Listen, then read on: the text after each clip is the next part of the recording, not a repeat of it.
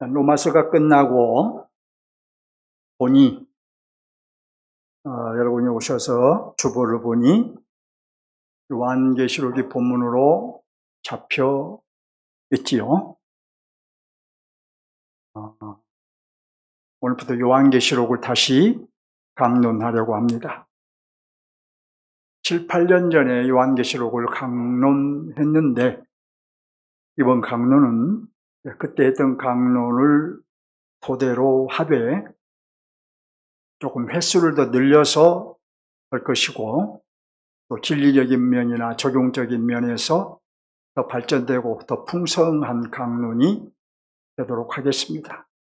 여러분도 말씀을 준비하는 저를 위해서 그렇게 되도록 기도해 주시기 바랍니다.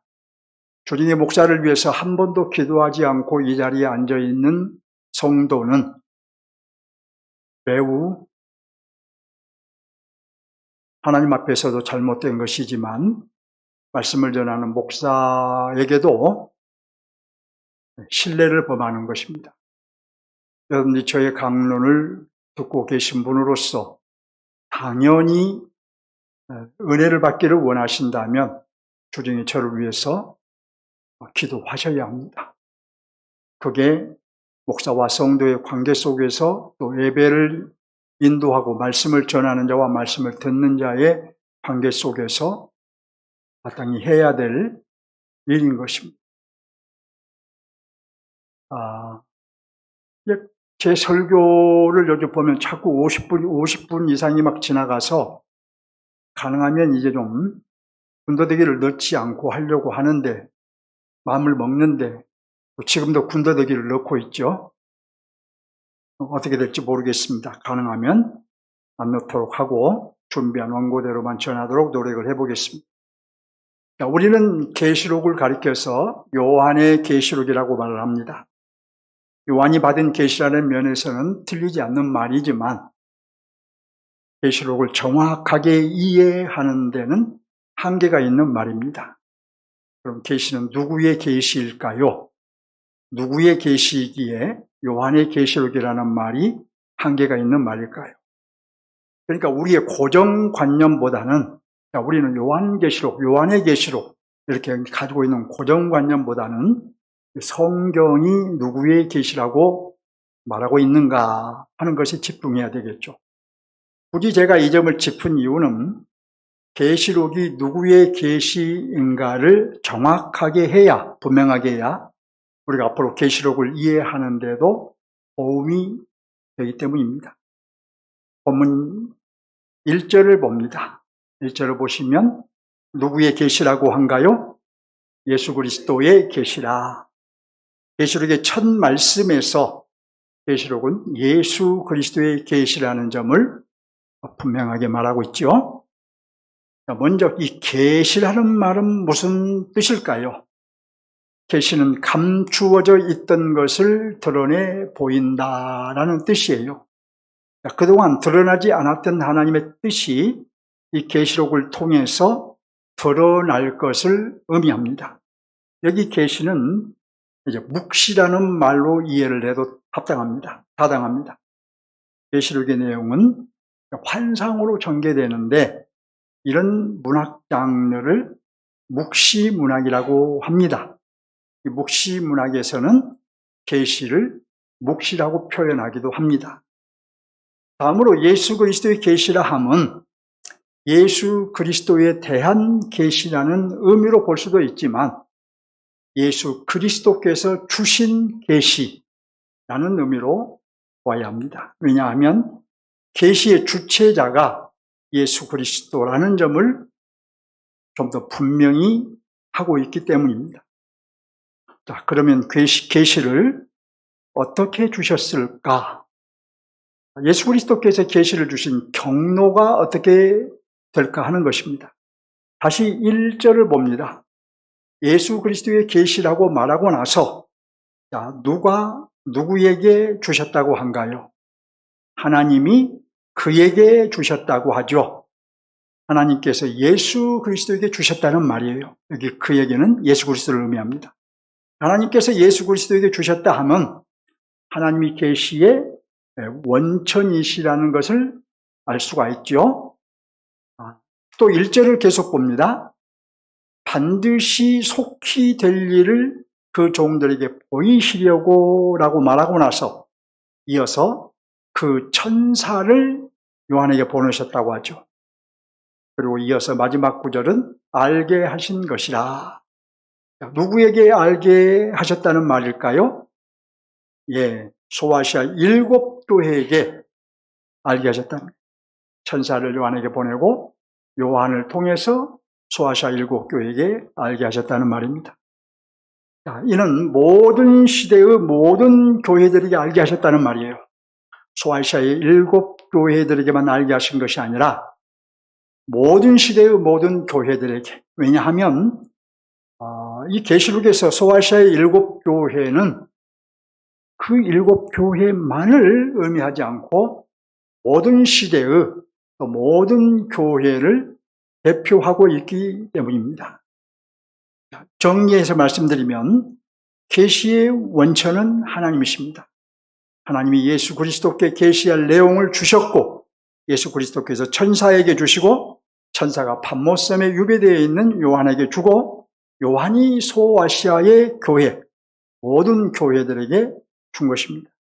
그러니까 계시록을 통해서 드러날 모든 일들을 계획하시고 또 주관하시는 분은 성부 하나님이시고 성부 하나님께서 그것을 성자 하나님이신 예수 그리스도께 주셨으며 예수 그리스도께서는 천사를 통해서 요한에게 계시하셔서 최종적으로 교회, 곧 우리에게 주신 것입니다. 그런데 이제 오늘날 많은 그리스도인들이 계시록의 내용이 언제 일어날 것인지 궁금해합니다. 다시 1절을 볼까요? 이는 하나님이 그에게 주사라고 하면서 반드시 속히 일어날 일들이라고 하죠. 이 말씀을 우리는 시간적으로 반드시 이제 금방 일어날 일이라고 이해하면 오해한 것입니다. 잘못 이해한 거예요. 첫째로 반드시 일어날 일이라는 것은 하나님의 섭리대로, 하나님의 계획대로 확실하게 일어날 것이라는 말입니다. 둘째로 여기 속히 일어날 일들이라 함은 예수 그리스도의 초립을 기점으로 해서 역사의 마지막 날까지 이 긴 시간에 걸쳐서 성취될 일이라는 의미입니다. 그러니까 어떤 이들이 오해한 것처럼 미래의 어느 시점에 일어날 일이라는 뜻이 아닙니다. 예수 그리스도의 초림부터 시작해서 마지막 재림 때까지 그 사이에 일어날 일들이라는 의미인 것이에요. 성경을 통해서 계시록에 있는 내용을 통해서 예를 들어 확증해 드리겠습니다. 가령 계시록에는 사단을 결박하여 무적에게 가둔 일이 나와요. 사단을 결박해서 무적에게 가둔 일이 나오는데 그건 여러분 과거에 예수님이 죽으시고 부활하심으로 이미 일어난 일인 것입니다. 예수님이 죽으시고 부활하심으로 사단이 결박된 거예요. 자, 또 이제 21장에 가면은 새하늘과 새 땅이 도래하는 일이 나오는데 그건 이제 미래에 주님의 재림으로 일어날 일입니다.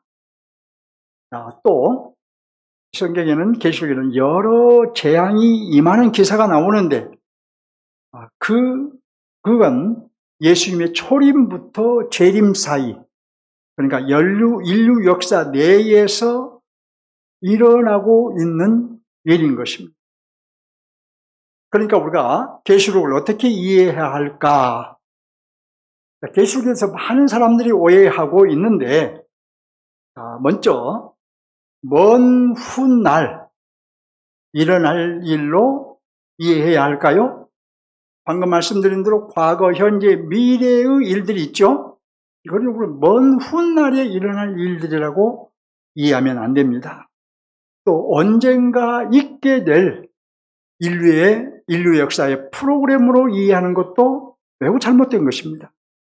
계시록은 그 내용에 따라서 아까 살펴본 대로 지금도 역사 내에서 일어나고 있는 일도 있고 역사의 마지막 날, 주님의 재림하실 때를 제가 역사의 마지막 날이라고 지금 표현하고 있는 거예요. 역사의 마지막 날에 일어날 일도 있는 것입니다. 왜 제가 역사의 마지막 날이라고 이해하느냐? 보통 종말이라고 말하는데 성경에서 종말이라는 것은 예수님의 초림부터 재림까지를 종말이라고 한 거예요. 근데 우리는 구분하지 않고 그냥 종말 해버리는데 그럼 뭐라고 표현해야 되느냐? 역사의 마지막 날이라고 표현하면 정확합니다. 그러니까 지금도 일어나고 있는 일도 있고 역사의 마지막 날에 일어날 일도 있다는 거예요. 결국 그리스도께서 주신 이 계시록은 예수님의 초림과 재림 사이에 일어날 일들인 거예요. 계시록의 1차 독자는 1세기 소아시아의 7교회이고 1차 독자라는 처음에 이 편지를 받은 사람들, 그게 1차 독자고 그 이후의 그리스도인들, 우리들 포함해서 그 이후의 그리스도인들을 2차 독자라고 그래요. 2차 독자는 그 이후의 모든 시대의 교회를 말합니다. 주님은 계시록을 가까이 하는 사람, 그러면 어떤 사람이라고 했을까요? 그때나 지금이나. 본문 2절을 보면 요한은 하나님의 말씀과 예수 그리스도의 증거, 곧 자기가 본 것을 다 증언하였다 라고 합니다. 천사가 보여준 예수 그리스도의 계시, 곧 계시록에 기록된 모든 말씀을 요한이 다 증언하였다 이렇게 말을 하고 있어요. 근데 이것은 증언하였다라는 이 말은 증언하겠다라는 말이에요. 다 증언하겠다. 자, 교회가 어떤 고난을 당할 것인지, 그러나 어떻게 보호를 받고 승리할 것인지, 그리고 마침내 교회가 어떤 복락을 누리게 될 것인지 그 모든 것에 대해 다 증언하겠다. 하였다라는 의미를 하겠다라는 말로 이해해야 된다는 거예요. 자, 지금 저는 그러니까 증언하였다라는 이 과거형을 증언하겠다라는 현재형 또는 미래형으로 제가 표현을 했습니다. 자, 이렇게 과거형으로 기록되어 있지만 현재형 또는 미래형으로 표현하는 것이 맞는 것입니다. 그러니까 과거형으로 표현된 것이 잘못됐다는 것이 아니라 우리가 이해를 할 때는 과거형으로 표현됐지만 현재형 또는 미래형으로 이해를 하는 것이 맞다는 말이에요. 왜냐? 요한은 이미 과거의 환상을 다 보았죠. 그리고 여러분, 환상을 보아가면서 기록한 게 아니라 환상을 다 보고 기록한 게 과거에 다 봤어요. 그 다음에 그 본 것을 기록하고 있기 때문에 요한의 입장에서는 과거 일이죠? 과거에 다 보았죠? 뭐 하루 전이든 이틀 전이든 3일 전이든 과거에 다 보았어요. 그렇기 때문에 과거형으로 기록한 것이 맞죠. 그러나 요한이 본 것을 이 편지로 소개받는 독자들, 1세기 독자들이든 2차 독자인 우리들이든 지금 일어나고 있는 현재의 일이고 또 미래의 일어날 사건들입니다. 따라서 요한은 과거형으로 기록했어도 독자인 우리는 현재형이나 미래형으로 이해하는 것이 맞는 거예요. 자, 이것을 가리켜서 뭐라고 하냐면 시간적, 서신적 부정과거라고 합니다. 굳이 이런 말까지 기억할 필요가 없지만은 제가 그 근거를 말씀드리는 거, 서신적 부정과거다 이렇게 말을 해요. 자, 이제 3절을 함께 볼까요?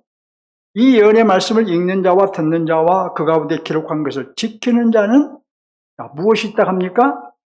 복이 있나니 때가 가까움이라. 3절은 복이 있는 사람을 소개하고 있는데 첫째로 어떤 사람이 복이 있는 사람이냐? 읽는 자가 복이 있다고 하지요.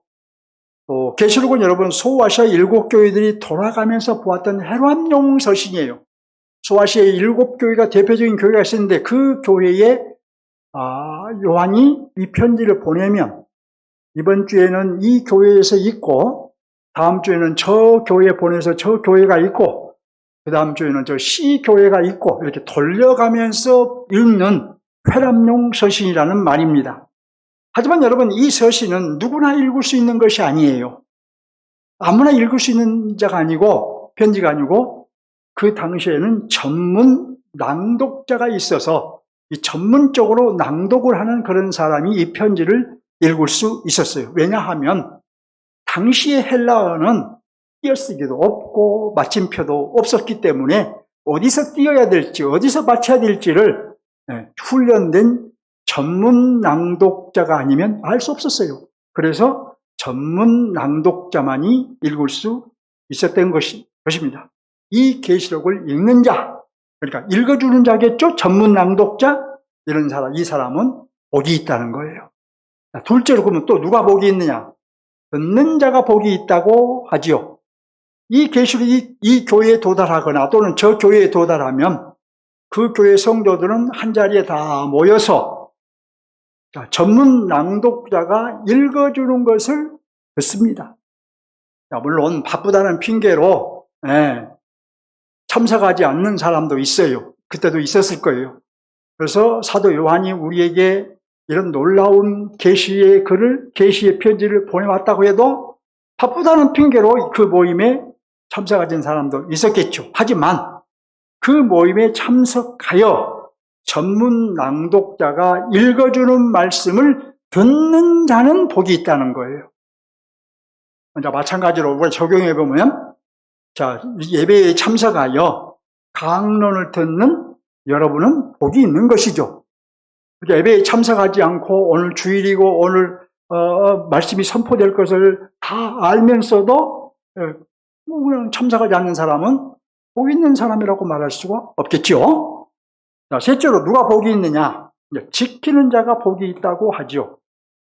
특별히 말씀을 읽거나 듣기만 해도 복이 있지만 말씀하신 주님을 굳게 신뢰하고 또 환난 중에도 자신의 믿음을 지키고 영적인 싸움을 하는 자가 복이 있다는 거예요. 지키는 자. 왜 읽고 듣고 지키는 자들이 다 이 복이 있을까요? 3절 끝부분을 한번 보세요. 때가 가까움이라고 하죠. 여기 때는 이제 7절에서 주님의 재림을 말하는 것으로 보아 부활 성천하신 주님이 재림하실 때를 의미합니다. 주님의 재림으로 우리의 구원과 하나님의 나라가 완성될 때가 이제 가까이 오고 있으니 계시록을 읽고 듣고 지키는 자가 복이 있다는 의미인 것입니다. 이제 4절, 6절을 보겠습니다. 이 구절에서 우리가 확인할 수 있는 것은 무엇이고 성삼위 하나님은 어떤 분으로 속해 있는가를 보겠습니다. 4절을 봅니다. 요한은 아시아에 있는 7 교회에 편지하노니, 여기 아시아는 지금 우리가 살고 있는 아시아가 아니에요. 소아시아라는 지역을 의미합니다. 지금은 소아시아라는 지역이 유럽 쪽을 포함하고 있죠. 유럽 쪽이라고 볼 수 있죠. 계시록은 그러면 어떤 책이라고 한가요? 계시록을 역사를 기록한 책인가요? 또 미래를 예언하는 예언서인가요? 많은 경우에 이 계시록을 미래를 예언하는 예언서라고 말하는 경우가 있는데 100% 틀린 얘기예요. 요한은 편지하노니라고, 계시록이 바로 편지라고 말하잖아요. 서신임을 분명히 말하고 있잖아요. 누구에게 보낸 편지라는 거예요? 소아시아에 있는 7 교회에게 보낸 편지라는 거예요. 계시록은 소아시아 지역에 있는 7 교회가 돌아가며 읽도록 기록한, 아까 말씀드린 회람용 편지인 것입니다. 자, 물론 이 소아시아 7 교회는 모든 시대의 모든 교회를 대표하는 교회이기에 사실은 모든 교회들에게 보낸 편지라는 말이 되겠죠. 오늘날 우리가 듣고 읽고 지켜야 하는 바로 우리에게 보내주신 편지라는 의미도 함께 있는 거예요. 근데 이것이 지금 과거의 소아시아 교회만 주신 말씀이 아니라 이 시대를 살아가는 저와 여러분에게, 오늘의 교회 성도들에게도 주신 말씀이다. 여러분에게도 주신 말씀이다. 라는 것을 분명하게 인식해야 됩니다. 그럼 계시록이 편지를 하면 무엇을 알 수 있나요? 계시록은 신비하고 어려운 책이라는 이 선입견들을 가지고 있는데 편지라는 점을 생각해 보세요. 어려운 책이 아니라는 걸 알 수 있어요. A가 B에게 편지를 보내는데 어려운 문자로 어려운 얘기를 보냅니까? 충분히 알아들을 수 있는 말로 편지를 쓰잖아요. 편지이기 때문에 어려운 책이다라는 것은 선입견이고 잘못된 생각이에요. 그러므로 우리도 당시 성도들이 처한 형편, 정황, 이걸 알아야 되고 또 하나는 이것이 묵시록이기 때문에 묵시 문학을 이해를 해야 돼요. 이 두 가지를 이해하면 우리가 다른 성경처럼 좀 더 쉽게 읽어갈 수가 있습니다. 그래서 여러분들이 제 계시록 강론을 들으면 계시록을 충분히 이해하면서 읽을 수가 있어요. 그래서 제가 이따 그걸 전제로 여러분에게 적용을 시킬 것인데 여러분 생각하기에 지금 계시록은 그래도 어려워. 목사님이 말씀해 주셔도 어려워. 그게 아니에요. 제가 여러분에게 설교한 것을 잘 들으면 계시록을 충분히 이해하고 이건 이런 의미구나. 이건 전에는 어려운 의미였는데 이렇게 쉬운 얘기구나. 이렇게 이해할 수가 있어요. 그래서 계시록이 신비한 책이라고 생각하고 특정인만 이해할 수 있다? 이렇게 말하는 것은 사단의 속삭임이에요. 사단이 계시록을 읽지 못하도록 하기 위해서 특별히 우리의 과거에 일어난 일과 현재 일어나고 있는 일들 또 미래에 우리에게 주어지는 그 복락이 무엇인가를 깨닫지 못하도록 하기 위해 사단이 자꾸 속여요. 계시록 어렵잖아. 읽지 마. 계시록 그렇게 어려운 책을 왜 읽어? 쉬운 저 복음서나 읽지. 이렇게 우리를 꼬신다는 거예요. 넘어가지 마시기 바랍니다. 이어서 5절 중반절을 보면 뭐라고 말합니까? 5절 중반절에서 예수 그리스도로 말미암아 은혜와 평강이 너희에게 있기를 원하노라. 이렇게 기원하죠? 그런데 이 말씀은 사실 4절부터 이어지는 말씀입니다. 먼저 4절에서 뭐라고 말하느냐? 이전에도 계시고 전에도 계셨던 누구를 의미할까요? 성부 하나님. 그 다음 보면 장차 오실 이와 보좌 앞에 그의 보좌 앞에 앉아있는 7영 누구일까요? 성령을 의미합니다. 이어서 5절에서 또 충성된 증인으로 죽은 자들 가운데서 먼저 나시고 땅의 임금들의 머리가 되신 예수 그리스도 성자 하나님을 말합니다. 그 다음에 이어서 말하기를 은혜와 평강이 너희에게 있기를 원하노라 라고 기원을 해요. 그러니까 요한은 성부와 성자와 성령, 성삼이 하나님으로 말미암아 소아시아의 성도들에게 은혜와 평강이 있기를 기원한 거예요. 오늘날 우리에게도 은혜와 평강이 필요한데 이 은혜와 평강을 성도들이 누리는 것은 성도들만 누릴 수 있는 특권인데 이 특권은 성삼위 하나님이 주신 복인 거예요. 이어서 요한은 그리스도를 노래합니다. 6절 하반절 봅니다. 우리를 나라와 제사장으로 삼으신 그에게 영광과 능력이 세세토록 있기를 원하노라. 예수 그리스도는 우리를 사랑하셔서 십자가에서 피 흘려 죽으심으로 우리를 죄의 사슬에서 풀어주셨습니다. 그리고 하나님 아버지를 위하여 우리를 하나님 나라의 백성 삼으시고 하나님의 사랑의 통치 안에 우리가 다 거하게 하셨어요. 요한은 이 은혜를 주신 예수 그리스도께 영광과 주권이 세세토록 있기를 노래한 것이에요. 오늘 본문은 다 살폈는데 오늘 본문은 계시록의 기록, 목적을 기록했어요. 특별히 그래서 오늘 본문의 핵심 메시지가 뭐냐라고 물은다면 오늘 계시록의 기록, 목적이 곧 핵심 메시지다. 이렇게 말씀드리고 싶어요. 계시록을 기록해 주신 이 목적이 중요한 것은 왜 중요하냐면은 계시록의 기록 목적을 정확하게 알면 계시록 전체를 이해하는데 도움이 되기 때문이에요. 계시록을 왜 기록해 주셨을까? 이것을 알아야 계시록 전체를 이해하는데 도움이 된다는 것입니다. 먼저 우리는 당시 교회가 처한 형편을 알 필요가 있습니다. 당시 1세기에는 이 반신적인 로마의 통치 권력으로 인해 교회가 엄청난 환난과 고통을 겪고 있었어요. 여러분들이 교회에서 세계사를 통해서도 배웠을 것이고 여러분 설교를 통해서도 들었겠지만 로마 시대에 교회가 겪은 환난 핍박은 보통이 아니었어요. 여러분 가장 잘 아는 대로 로마 시내에 불이 나고 불을 지르고 그 불이 바로 그리스도인들이 낸 불이었다라고 그리스도인들이 뒤집어 씌우고 핍박한 황제가 누구였어요? 그 유명한 네로 황제 있잖아요.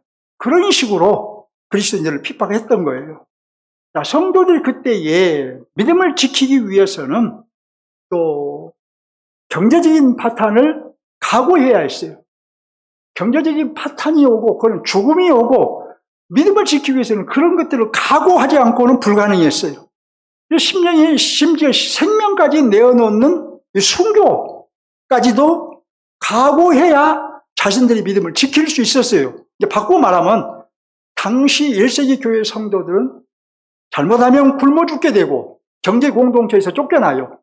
잘못하면 순교를 당하고 이런 일을 겪을 수밖에 없는 어려운 시대를 살았어요. 그래서 지금 사도 요한도 patmos섬에서 이 계시를 받았는데 patmos섬에 유배되어 가 있는 거예요. 평안히 있으면서 계시를 받는 것이 아니라 patmos섬이라는 곳으로 유배되어 가서 누구 때문에? 주님 믿는다는 것 때문에 거기에서 이 계시를 받은 거예요.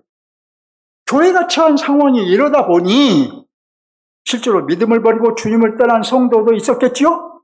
또 믿음이 심하게 흔들리는 성도도 있었겠지요? 그래서 당시의 교회, 그 성도들은 아주 큰 위기에 처해 있었던 것입니다. 오늘 우리가 상상할 수 없는 위기, 그런 상황에 처해 있었던 거예요. 그런데 이렇게 고통당하고 있는 교회가 무엇입니까? 이 교회의 머리가 누구시냐는 거예요. 믿음이 흔들리고 갈등하는 성도들의 주가 누구이십니까? 죽으시고 부활하여 승천하신 예수 그리스도잖아요. 한마디로 갈등하고 고통당하고 흔들리는 1세기 교회는 예수 그리스도의 몸이잖아요. 예수 그리스도께서 지극히 사랑하시는 그리스도의 신부이잖아요. 따라서 예수 그리스도는 그런 교회를 그냥 바라보고만 있겠습니까? 그런 교회를, 자기의 신부인 교회가 그런 고통을 겪고 있는데 그냥 바라보고만 있을 수 있었겠냐는 거예요. 그럴 수 없는 것이 그리스도의 입장이었던 것입니다. 주님은 결국 그래서 1세기 교회에게, 곧 성도들에게 하나님의 섭리를 알려주기로 하신 거예요. 믿음을 지키게 하기 위해서. 역사의 마지막 날까지 하나님께서 역사를 주관하고 계심을 알려주기로 하신 것입니다. 그들을 괴롭히고 고통을 주고 있는 로마의 권력과 그 로마의 권력 배후에 있는 사단과 이것들이 하나님의 손에 있다는 것을 보여주기로 하신 거예요. 인류 역사가 끝나면 완성될 하나님의 나라가 과연 어떠한 나라인가 하는 것을 보여주기로 하신 거예요. 이런 이유로 주님은 아버지께 받은 것을 천사를 통해서 요한에게 계시하시고 요한으로 하여금 7 교회, 소아시아 교회에게 그것을 전하게 하신 것입니다.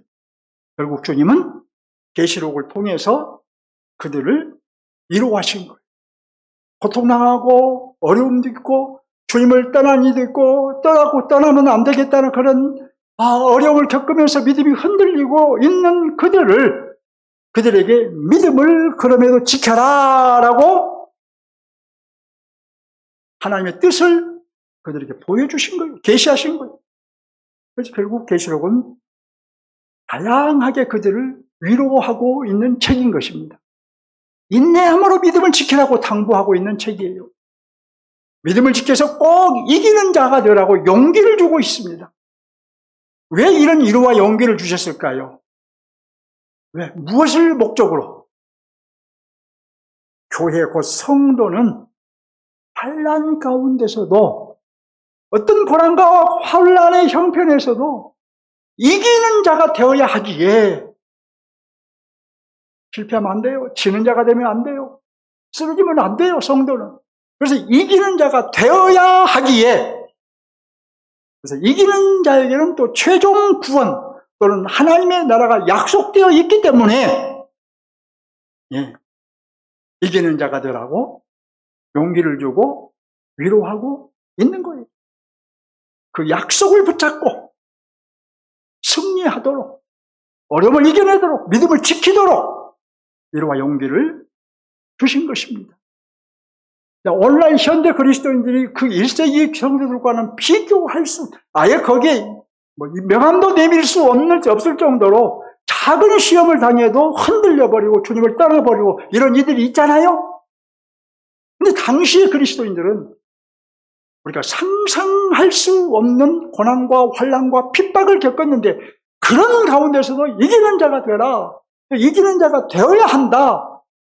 그래서 그 이기는 자가 되기 위해서 주님이 계시해 주신 그 하나님의 나라와 그들의 최종 구원과 새 땅과 또 성도들의 부활과 이런 것들을 붙잡고 이기는 자가 되라고 그들에게 당부하고 있는 거예요. 우리는 1세기 성도들에게 우리의 신앙생활은 아까도 말씀드린 명함도 못 내밀어요. 아무리 힘들게 신앙생활을 해도 그렇습니다. 계시록을 주신 목적을 정리합니다. 중요하기 때문에 정리합니다. 첫째로 고난 중에 있는 교회고 성도들을 위로하시기 위함이다. 둘째로 믿음이 흔들리고 있는 교회고 성도들에게 자신들의 믿음을 잘 지키라고 당부하시기 위함이다. 셋째로 끝까지 믿음을 지켜서 꼭 이기는 자가 되라고 용기를 주시기 위함이다. 계시록은 결국 교회, 곧 우리를 위해 주신 책인 것입니다. 그러므로 우리는 평안할 때에도 고난 중에 있을 때에도 계시록을 통해서 하나님의 위로와 용기와 당부를 들어야 돼요. 계시록이 우리에게 주신 위로와 용기와 또 우리에게 주님의 당부는 아까 말씀대로 그 1세기의 성도들에 비하면 우리가 어떤 고난을 당한다 해도 환난을 당한다도 비교할 수 없는 것이기 때문에 우리는 이 계시록을 통해서 큰 위로를, 큰 용기를 받을 수 있는 거예요. 자, 계시록을 주신 목적을 그러면 한번 구체적으로 적용해 봅니다. 적용은 내가 실천할 것이 무엇이냐는 거예요. 계시록을 주신 목적은 세 가지였죠. 고난 중에 있는 교회고 성도들을 위로하시기 위함이고, 믿음이 흔들리고 있는 교회고 성도들에게 믿음을 지키라고 당부하시기 위함이고, 셋째로 끝까지 믿음을 지켜 꼭 어떤 자가 되라고요? 이기는 자가 되라고 용기를 주시기 위함이라고 했죠. 그래서 계시록은 결국 교회를 위해서 주신 책이다. 우리를 위해서 주신 책이다. 1세기 교회를 위해서는 물론이고 현 시대를 살고 있는 저와 여러분을 위해서 주신 책이라는 거예요. 그렇다면 우리 입장에서는 이제 무엇을 적용해야 할까요?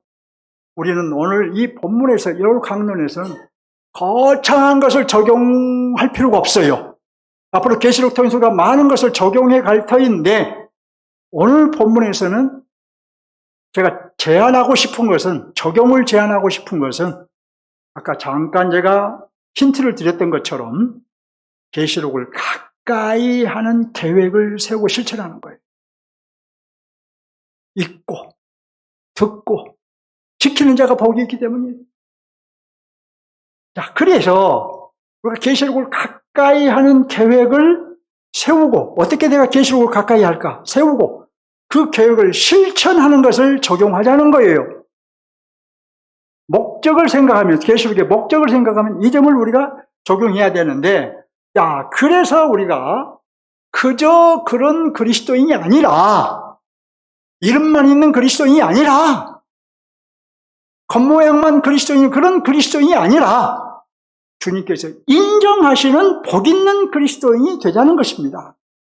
여러분, 복 있는 그리스도인이 되기를 원하십니까? 계시록을 가까이 하시고 그 계획을 세우시고 실천을 하시면 됩니다. 자, 구체적인 적용을 제가 제안하자면 이번 계시록을 강론하는 기간에 계시록을 몇 번이나 얼마 동안 강론할지 저도 몰라요. 해가면서 한 장 한 장 해가면서 결정될 것인데 계시록을 읽어야 돼요. 몇 번 읽으면 좋겠습니까? 윤장님 몇 번 읽으실래요? 이 기간이 몇 번 읽으실래요? 몇 달이 될지도 몰라요. 금년 다 갈 거예요 아마. 몇 번 읽으실래요? 10번? 못 지킬 약속은 하지 마세요. 적용이라는 것은 실천 가능한 것을 적용해요. 그래야 가능해. 장로님이 10번 못 읽어요. 제가 보기에. 왜냐하면 직장 생활하는데 어떻게 10번을 읽겠어요. 직장에서 가만히 책상 앞에서만 있으면 모르지만. 신입사님은 몇 번 읽으실래요? 실천 가능한 적용. 에? 되는 대로 그것을 안 읽겠다는 말이 되는 거지. 예, 집사님의 신실하심을 믿습니다. 군더더기를 제가 안 넣겠다 했는데 늘 수밖에 없네요. 박장님은 몇 번 읽으실래요? 3번. 임집사님은 몇 번 읽으실래요? 네? 지금 여기서 계획을 세우고 실천하면 되지 뭐 장담을 못해요. 2번? 그것밖에 안 읽어요? 그 긴 기간에? 금방 읽어요. 재밌어서 금방 읽어. 우리 청년들은 몇 번 읽을래요? 우리 보배자매 몇 번 읽을래요? 오빠 3번. 보배. 같이 꼭 지키세요. 우리 윤혜찬 자매 분 읽으세요? 2번. 좋습니다. 박예중 권사님 3번. 3번은 읽어야 돼요. 제가 여러분에게 지금 3번을 읽자고 제안을 구체적으로 하려고 마음을 먹고 있어요. 여러분 너무 과중한 부담을 안 들으려고 이 긴 기간에 3번만 읽자. 그리고 또 하나, 매주일 선포되는 말씀을 실천하시면 돼요. 자, 이기는 자가 되자고 선포하고 있는데 이기는 자가 되는 것을 어떻게 이기는 자가 될 것인가 선포하면 되는 거예요. 계시록을 여러분 읽으면 여러분의 영혼이 듣습니다. 읽으면 여러분 영혼이 듣게 돼요. 그리고 성령께서 그 읽고 들은 말씀을 지킬 수 있는 능력을 주십니다. 3절을 보세요. 이 연의 말씀을 읽는 자와 듣는 자와 그 가운데 기록한 것을 지키는 자는 복이 있나니 때가 가까움이라. 잘 적용해서 복 있는 자가 되시기 바랍니다. 자, 둘째, 이제 하나님 나라 관점에서 적용을 합니다. 계시록은 우리가 미래에 살게 될 완성될 하나님의 나라예요. 완성될 하나님의 나라. 예수님께서 가져오신 하나님의 나라가 사도들에 의해서 선포되었으며 그 하나님의 나라는 이제 주님의 재림으로 완성됩니다. 아직은 미완성된 하나님의 나라예요. 이 나라가 주님 재림으로 완성이 돼요. 그렇다면 본 강론을 통해서 발견한 하나님의 나라는 하나님 나라의 어느 면을 보여주고 있을까요? 계시록의 기록 목적은 1차 독자인 소아시아의 7교회에게 위로와 용기를 줄 목적으로 기록되었다. 이렇게 말씀드렸죠? 자, 그들이 처한 어려운 환경 속에서도 끝까지 믿음을 지켜서 꼭 이기는 자가 되라는 거예요. 그래서 계시록 이제 2장과 3장을 보면 주님은 소아시아의 7교회들에게, 각 교회들에게 믿음을 지킴으로 꼭 이기는 자가 될 것을 요구하셔요. 모든 교회들에게 이기는 자가 되라고 그래요. 이로 보아서 오늘 본 강론의 하나님의 나라는 이기는 자들의 나라라고 할 수 있겠습니다. 야, 오늘 우리에게 요구되는 것도 그래서 날마다 순간마다 이기는 자가 되는 거예요. 우리에게 요구하는 것도. 자, 우리는 주님으로 인해 이미 이기는 자가 되었으니 주님이 이기셨기에 우리도 이기는 자가 이미 되었어요? 이기는 자로 살다가, 그러므로 이기는 자로 살다가 완성된 하나님 나라에 들어가야 할 것입니다. 왜 우리는 이기는 자가 되어야 될까요? 왜 날마다 이기는 자로 살아야 될까요? 우리는 하나님의 은혜로 이기는 자들의 나라인 완성된 하나님의 나라, 그 새 땅을 약속받았어요. 그 약속대로 완성될 하나님의 나라, 그 새 땅을 우리는 상속받을 거예요. 여러분, 이것은 이기는 것이 무슨 공로를 세우는 것이 아니라, 내가 이기는 것이 나의 공로가 되어서 완성된 하나님에 들어간다는 의미가 아니라, 하나님 나라 백성에게 합당히 요구되는 합당한 삶인 거예요. 합당한 삶. 우리는 이 땅에서 주님 때문에 환난을 당할 수 있습니다. 하지만 어떤 환난에도 이기는 자가 되어야 합니다. 저와 여러분은 어떤 고난도 끝까지 믿음을 지키는 자가 되어야 돼요. 어떤 환경에서도, 어떤 고난 속에서도 흔들리지 않고, 귀청거리지 않고, 주님을 따라하지 않고 믿음을 지키는 자가 되어야 돼요. 우리는 여러분 세상의 유혹과 사단의 꾀임을 수시로 받고 있어요. 이런저런 문제로 주님 좀 멀리해, 이건 좀 이따가 교회 생활해, 좀 나중에 이건 해, 헌신하는 것도 나중에 해, 먼저 이것도 준비하고 저것도 준비하고 노후도 준비하고 그리고 여유가 있으면 해. 자꾸 꼬여요. 우리 생각과 마음을 자꾸 흔들어서 그런 생각과 그런 마음을 넣어요. 집어넣어요. 누가? 사단이. 그런데 우리는 그 유혹과 꾀임이 어떤 것이라고 해도 그 사단의 계략을 잘 분별하여 반드시 이기는 자가 되어야 돼요. 우리 안에 일어난 마음, 우리 안에 들어온 생각, 그것이 사단이 여러분에게 넣어놓고 흔드는 사단의 계략이라는 것을 보시기 바랍니다. 새 땅을 약속받았다면 반드시 믿음을 지켜 이기는 자가 돼야 되는데, 새 땅을 약속받았음에도 이기는 자가 되려고 하면, 이기는 삶을 살려고 하면 자꾸 여러 환경을 통해서, 사람을 통해서 나아가면 실패하는 자가 되게 만들어요. 누가? 사단이가. 이기는 자가 되는 것은 우리의 중차대한 과제인 것입니다. 우리는 그리스도를 믿음으로 이미 새 땅을 약속받았기 때문에 그의 합당한 자, 곧 이기는 자가 되어야 하는 거예요. 요구되는 거예요. 그것이 우리에게. 여러분이 하나님의 백성이라면 이기는 자가 되는 문제를 결국 가볍게 생각하면 안 되는 것입니다. 여러분, 하나님의 백성이라면 이기는 문제, 이기는 자가 되는 것, 이겨도 되고 져도 되고 생각하면 안 된다. 반드시 이기는 자가 돼야 돼요. 자, 그러면 이제 어떻게 이기는 자가 될 수 있을까요? 어떻게? 저처럼 성경 전체를 보면 우리를 위해 죽으시고 부활하신 예수 그리스도, 곧 교회인 우리의 머리가 되신 예수 그리스도, 곧 우리의 주가 되신 예수 그리스도, 그분 안에 확실하게 머물러야 돼요. 사도 바울이 그리스도 안에 이렇게 표현하는데, 우리가 그분 안에, 그리스도 안에 확실하게 머물러야 이기는 자가 될 수 있어요. 예수 그리스도께 꼭 붙어 있어야 이기는 자가 됩니다. 예수 그리스도의 말씀에 서 있어야 이기는 자가 돼요. 이기는 자가 되는 것이 우리에게 엄청 중요한 일인데, 아주 중차대한 문제인데, 그러기 위해서는 그리스도의 말씀에 서 있어야 돼요. 이런 사람은 예수 그리스도의 생명으로 이기는 자가 되는 거예요.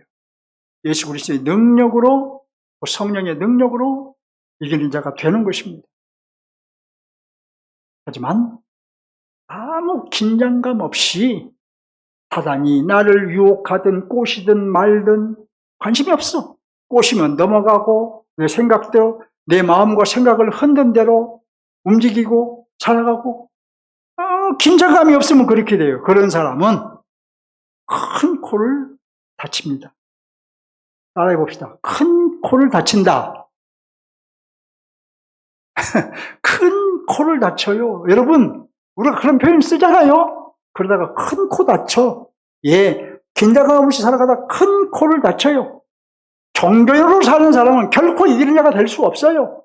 종교인, 모양만 그리스도인이고 실질이 없는 이기는 자의 삶을 살지 않는 그리스도인, 모양만 그리스도인이에요. 종교인이에요. 여러분, 신앙생활은 취미생활이 아니에요. 사단과의 치열한 영적인 싸움이 곧 우리의 신앙생활인 거예요. 여러분들은 한 주간을 살아가면서도 자주 여러 가지 문제로 사단과 치열한 영적인 싸움을 해야 돼요. 이것이 사단이 지금 나를 공격하는 것이고 나를 유혹하는 것이구나. 이것을 깨닫고 그 사건, 그 일 또는 그 사람 배후에 사단이 있어서 그가 바로 나를 넘어뜨리려고 하는구나. 그걸 깨달아요. 봐야 돼요. 보지 못하면 사건만 보고 사람만 보고 어떤 발생한 일만 보고 그러고 말죠. 또 이기는 자가 어떻게 될 수 있을까요? 첫째가 그리스도 안에 확실하게 머무는 것이라면, 둘째는 오늘 본문에서 말하고 있는 대로 반드시 속히 일어날 일들을 확신하는 거예요. 하나님의 섭리 가운데 확실하게 일어날 일들을 확신하는 것입니다. 자, 그중 가장 큰 일, 가장 핵심적인 일은 그리스도의 재림입니다. 그리스도의 재림을 확신하면 이기는 자가 돼요. 여러분, 그리스도의 재림을 확신하십니까? 확신하세요? 이걸 확신하시면 이기는 자가 되죠. 그리스도께서 가까웠다, 곧 오신다라고 했는데, 이 가까움이라는 것은 오늘 내사에 오신다라는 시간적인 개념이 아니에요. 오늘 곧 주님은 재림하신다, 반드시 재림하신데, 그렇게 믿는다면 주님 오시기 전에 내가 이기는 자로 살아야지, 이런 마음이 강해지겠죠. 초대교회 성도들처럼 환난을 당해도 그리스도의 재림을 확신하면 이기는 자가 될 수 있습니다. 우리는 이 땅을 살아가면서 불가피하게 고난을 당해도 그리스도의 재림을 확신하면 이기는 자가 될 수 있습니다. 현실적으로 많은 그리스도인들이 패배하고 있다는 것을 주의하시기 바랍니다. 왜? 그리스도의 재림을 확신하지 못하기 때문에. 한편 그리스도께서 재림하시면 모든 사람이 주님을 보게 될 거예요. 예수 안에서 죽은 자들은 새 몸으로 부활할 것이고, 예수 안에서 살고 있는 자들도 새 몸으로 변화될 것이고, 그래서 이들은 재림하시는 주님을 맞이하기 위해서 공중을 끌어올림을 당할 것입니다. 하지만 예수 밖에서 죽은 자들과 주님 오실 때에 예수 믿지 않는 자들과 믿어도 종교인으로 믿는 사람들은 슬피 울며 애곡할 거예요. 7절을 보시기 바랍니다. 7절. 오늘 본문 막 지나서 7절. 볼지어다. 그가 구름을 타고 오시리라. 각 사람의 눈이 그를 보겠고, 그를 찌른 자들, 핍박자들도 볼 것이고, 땅에 있는 모든 족속, 불신자와 종교인으로 산 자들도 볼 것이고, 그로 말미암아 애곡하리니 그러하리라. 아멘. 이 말씀대로 그리스도는 재림할 것이니 그리스도의 재림을 확신하고 이기는 자가 되시기를 축원합니다. 그리스도의 재림을 확신하면 우리의 부활도 확신할 수 있게 되죠. 그는 어떤 상황에서도 믿음을 지키는 자가 것입니다. 우리는 재림신앙과 부활신앙을 견고하게 세워서 이기는 자가 되어야 할 겁니다. 우리가 부활신앙과 재림신앙이 우리를 이기는 자가 되게 하는 능력이다, 이렇게 생각할 수 있겠습니다. 말씀을 읽겠습니다. 오늘 본문이 강조하는 것은 계시를 교회에 전하게 하신 목적이에요. 그렇다면 계시록의 기록 목적은 고난 중에 있는 교회를 위로하고, 첫째는 둘째로 믿음이 흔들리는 성도들을 견고하게 세우시고, 또 셋째로 끝까지 믿음을 지켜 이기는 자가 되게 하라는 거예요. 넷째로 계시록은 결국 교회를 위해서 주신 책이다, 저와 여러분을 위해 주신 책이다 라는 것입니다. 그러면 우리가 해야 할 일은 뭐예요? 이번 기회에 계시록을 몇 번 이상 읽는다? 많이 약속했어도 여러분이 3번만 읽겠다는 계획을 세우시고, 중요한 것은 실천을 하셔야 돼요. 읽어야 듣게 되고 들어야 순종할 수가 있습니다. 실천할 수가 있습니다. 성경을 읽고 강론을 잘 들어서 강론에서 여러분에게 적용해 주는 것들을 실천하시기 바랍니다. 본문의 하나님의 나라는 이기는 자의 나라입니다. 따라서 우리의 최대 과제는 끝까지 믿음을 지켜서 이기는 자가 되는 것이에요. 신앙생활을 하면서 우리의 목표, 날마다의 목표, 오늘도 이기는 자가 돼야지, 오늘도 승리하는 자가 돼야지, 오늘도 주님 붙잡고 살아야지, 오늘도 예수 그리스도 안에 두 발을 딛고 살아야지, 사단의 유혹과 또 어떤 그 꼬심에 넘어가지 않고 살아야지.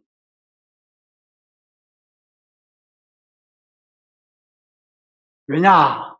의롭게 된 우리에게는 완성된 구원 또는 새하늘과 새 땅이 약속되어 있기 때문에 약속이 되어 있어요. 어떻게 이기는 자가 될 수 있습니까? 첫째로 그리스도의 생명으로 사는 것입니다. 그리스도의 말씀에 서 있으면 생명이 풍성하여 이기는 자가 될 수 있습니다. 둘째로 반드시 속히 될 일 기억하는 거예요. 곧 주님의 재림과 우리의 부활을 확신하는 거예요. 교회 여러분, 우리 꼭 이기는 자가 됩시다. 제가 설교하면 뭐예요? 이기는 자가 여러분이 되겠다고 되지 않으면 의미 없잖아요. 어떤 상황에서도 믿음을 지키는 자가 되고 어떤 유혹이 있어도 믿음대로 사는 자가 되자는 거예요. 그리스도의 재림을 생각하시고 우리의 부활을 생각하며 이기는 자가 되자는 거예요.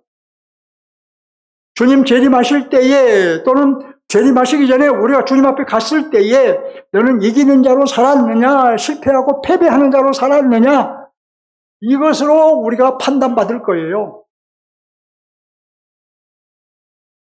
여기서 신앙생활을 내가 겉모양은 그럴듯한데 실제 내 삶은 실질은 내가 이기는 자의 삶을 살지 못한다면 우리는 낭패자가 되는 것이고 주님 앞에 섰을 때에 칭찬받지 못할 것이고 그때 가서 크게 우리는 후회하게 돼요. 큰 코를 다친단 말입니다. 그리스도를 향해 한 걸음 더 나갑시다.